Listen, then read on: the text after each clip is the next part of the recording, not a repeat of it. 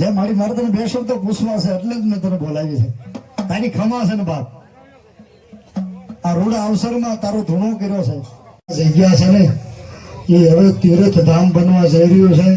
માણા હાલીને આવે છે, સંઘ લઈને આવે છે, મારી વિદેશથી ફોન આવે છે. હે મારી મેલડી અંધારિયા વડે વાળી મેલડી, હું તને એક દિને છે મેં જો લગર્યું ન લગાડું તે ત્યાં મેળવી એમાં ભોગ દે છે. હું બધું ભાડું જ છું. હામાં પણ જો ન્યાય હવાયા ન કરું તે ત્યાં મેળવી નહીં. મામા તમે તો આંધળા મોર, મેં પેલા કીધું ને માણા તમારી ગણતરી કરે કે ન કરે. એ ડગલા ભરશે ને પાછો નહીં પડવા દો. મામા મારું વરદાન છે. હામાં બેહો મારી વડલા વાળી મેલડી જો બાપ.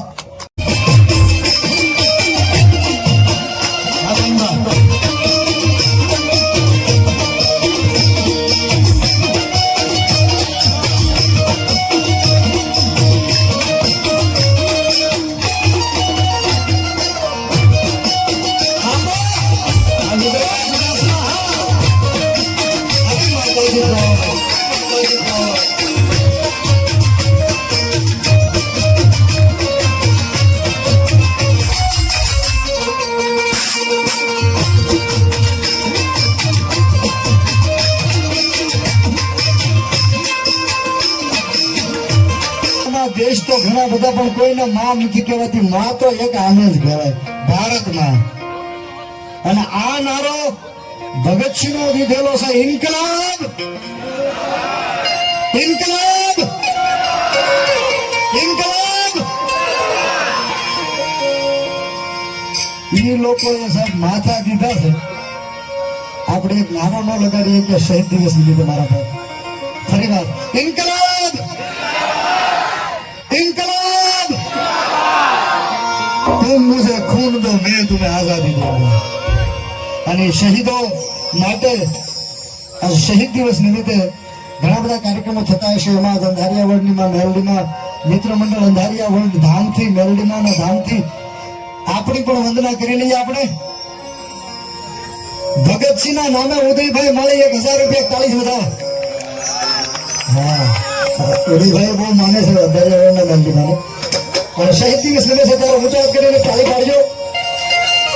ये देश है वीर जवानों का,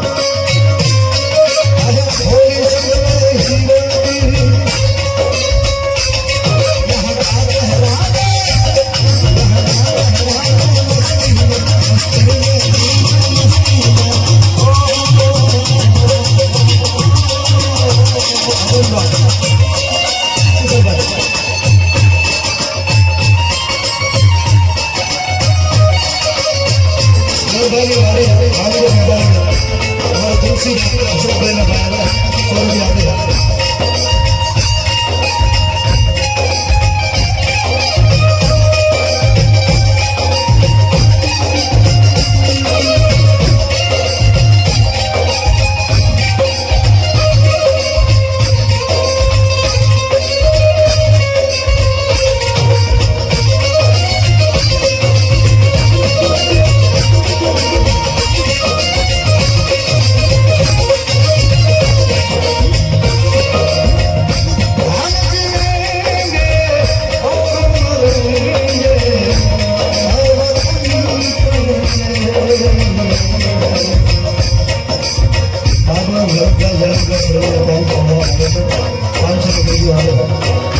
હું એકલો ભજન કરીશ શહીદ દિવસ છે ભારત માતા માટે તમારે ગાવું જોઈએ થોડું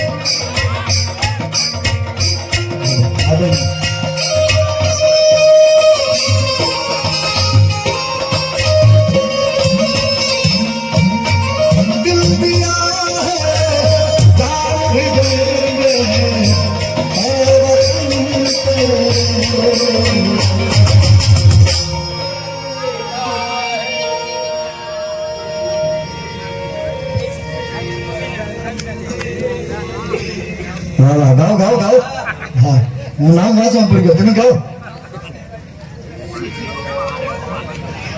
દિલ દિયા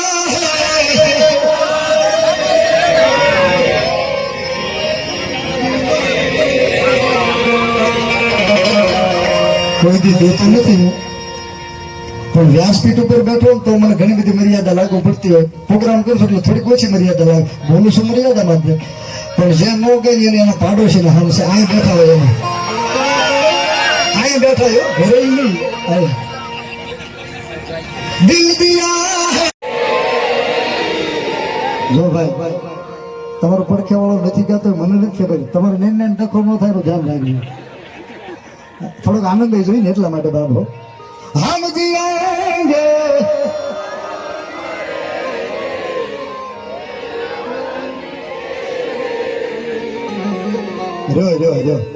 જો ઘડી હવે તમે જુઓ હાલો મારી માતાઓ આપણો વારો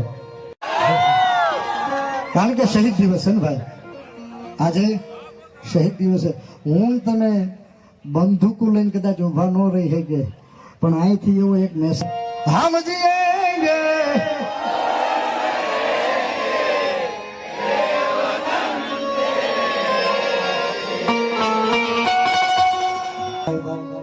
સીધ ઉતાર કરે મારા બાપ દિવસે જસદણ પાસે લાલકા માંડવો હતો ત્યાંથી વગાડીને સીધો આવ્યો એટલે એમાં ઉતાવળા થતા અમારા કામભાઈ પણ 50% પહોંચી ગયું છે આ કેમેરા સુધી બધાનો અવાજ સંભળાય પાછળથી નથી સંભળાતો મારા બાપ એટલે તમને વિનંતી અમારા ઉદયભાઈ વાળો ડાયરો છેડા સુધીમાં હા મજી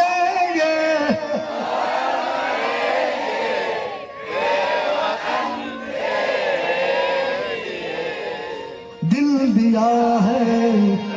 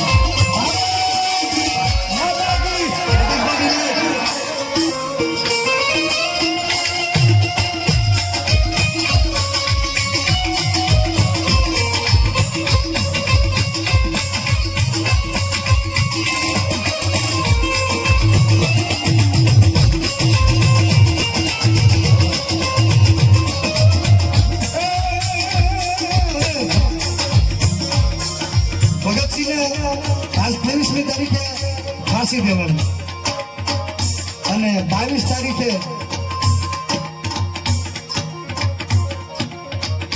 એની બા એના માતુશ્રીને મળવાનું છે જેલમાં અને કોઈ પૂછ્યું મળીને આવ્યો એટલે કે માં તારો દીકરો ભગત છે એને કાલ ફાંસી દેવાની છે, તારી આંખમાં આહુડું નથી આવતું, તને દુઃખ નથી લાગતું. એટલે જો ક્યાં આવા સંતાનો થાય એની વાત કરે. અને માએ એટલું કીધું ભગતસિંહના ભાઈએ, એના માતૃશ્રી, કે મને દુઃખ નથી લાગતું, કારણ કે મારો દીકરો આજ એક આહુતિ દેશે ને, આજ મારો એક દીકરો આહુતિ દેશે ભારતની આઝાદી માટે. કાલે એવા 1000 ભગત ઉભા થાય મારા બાપ, કાલે એવા 1000 ભગત ઉભા થાય. આ એના માટે એને થતું હોય ને આવું બધું થાય, ન હોય તો નગર નહીં પૃથ્વી પાવર બાપ. એટલા માટે ગાયું છે બાપ, ઇન્કલાબ જિંદાબાદ, ઇન્કલાબ વંદે વંદે.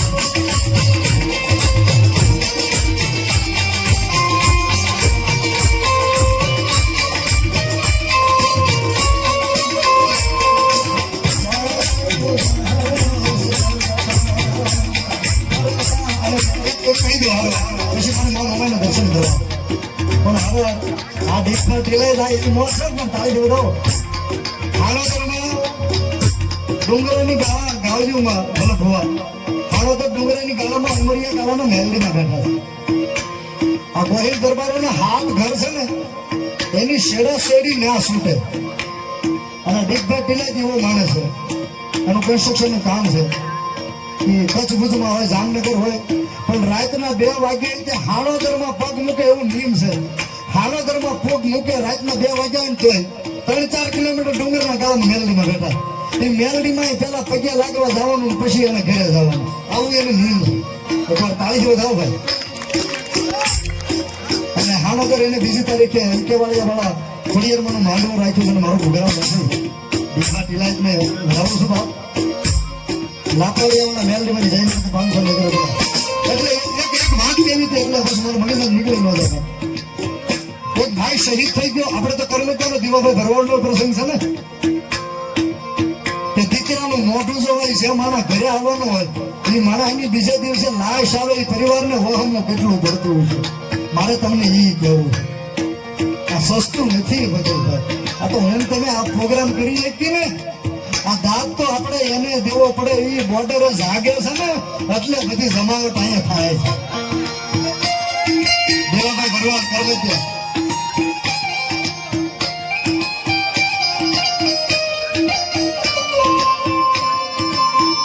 મારા મિત્ર. અને ભાવનગરમાં જેનું ખૂબ મોટું નામ વર્તેજ અને નારી ચોકડી શિક્ષક રોડ ઉપર નવદુર્ગા રેસ્ટોરન્ટ ને નવનાથ રેસ્ટોરન્ટ ના માલિક એની લાશ આવી અને અગ્નિદાહ દેવા જવાની તૈયારી હતી, પણ એના ધર્મપત્નીને જિલ્લાના કલેક્ટરે 51,000 રૂપિયાનો ફરજિયાત ચેક આપ્યો કે બેન, અમે તારા શહીદ વીરને તારા પતિને પાછો ન લાવી શકીએ, પણ તારા દીકરાને મોટો કરવા માટે સરકાર તરફથી આ જિલ્લાના કલેક્ટર તરીકે હું 51,000 રૂપિયા તને ચેક આપું છું. એટલે એ તો ગામડાની બાઈ હતી હો, એને 51,000 રૂપિયાનો ચેક માથે ચડાવી પાછો આપી દીધો. કલેક્ટર સાહેબ માથે ચડાવું છું, અપમાન ન કરતા, અવિવેક ન કરતા, પણ તમે પાછો લેતા જા. પણ તારા દીકરાને બેન કામ લાગ એને પાછો લેતા જા. કે શું કામ પાછા આપે છે? 51,000 રૂપિયાનો ચેક પાછો શું કામ આપે છે? કે સાહેબ, અમારો દીકરો છે ને, એનો બાપ શહીદ થઈ ગયો, એનું વળતર 51,000 રૂપિયા નું. કે તો એ મારા દીકરાને હું મોટો કરું, જુવાન થાય એટલે એ મિલિટરીમાં, આર્મીમાં, ફોજમાં ભરતી કરું. અને જે દેશમાં દુશ્મનોએ એના બાપની છાતીમાં ગોળીઓ મારી હોય ને, એ દુશ્મનોની છાતીની લાલમાં ગોળીઓ ધરવી જાય, તેથી એના બાપનો વળતર મળે. 51,000 ની રૂપિયા એના બાપનો વળતર ન મળે, એના માટે આગવાનું હોય બાપ. સારે જહાં સે અચ્છા